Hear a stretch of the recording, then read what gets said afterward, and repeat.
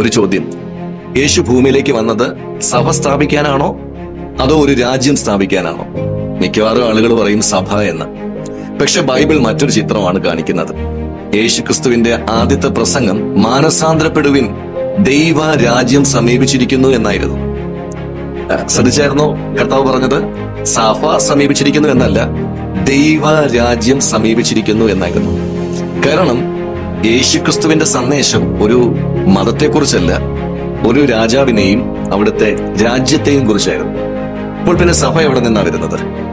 കുറച്ച് കഴിഞ്ഞിട്ടാണ് യേശു പറയുന്നത്, ഞാൻ എന്റെ സഭയെ പണിയും.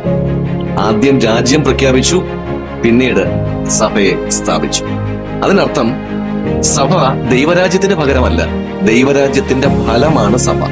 ഒരു രാജ്യം, ചിന്തിക്കണേ, ഒരു രാജാവുണ്ട്, ഒരു ഭരണമുണ്ട്, ആ ഭരണത്തിന്റെ കീഴിൽ ജീവിക്കുന്ന പൗരന്മാരുണ്ട്. അതുപോലെ രാജാവ് യേശുക്രിസ്തു, രാജ്യം ദൈവത്തിന്റെ ഭരണം, പൗരന്മാർ വിശ്വാസികൾ, ആ പൗരന്മാരുടെ കൂട്ടായ്മയാണ് സഭ. അതുകൊണ്ട് സഭയുടെ ദൗത്യം ഒരു പുതിയ രാജ്യം ഉണ്ടാക്കുകയല്ല, രാജാവിന്റെ ഭരണത്തെ ഭൂമിയിൽ പ്രകടമാക്കുകയാണ്. അതുകൊണ്ടാണ് സഭയിൽ സ്നേഹമുണ്ടാകേണ്ടത്, നീതി ഉണ്ടാകേണ്ടത്, ക്ഷമയുണ്ടാകേണ്ടത്, സമാധാനം ഉണ്ടാകേണ്ടത്. കാരണം സഭ ഒരു മതസംഘടന മാത്രമല്ല, സ്വർഗരാജ്യത്തിന്റെ സംസ്കാരം ഭൂമിയിൽ ജീവിച്ച് കാണിക്കുന്ന ജനമാണ് സഭ.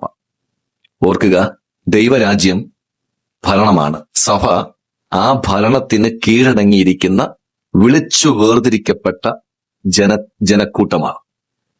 രാജാവായ യേശുവിന് കീഴടങ്ങി ജീവിക്കുന്നിടത്ത് അവിടെയാണ് ദൈവരാജ്യം ദൃശ്യമാകുന്നത്.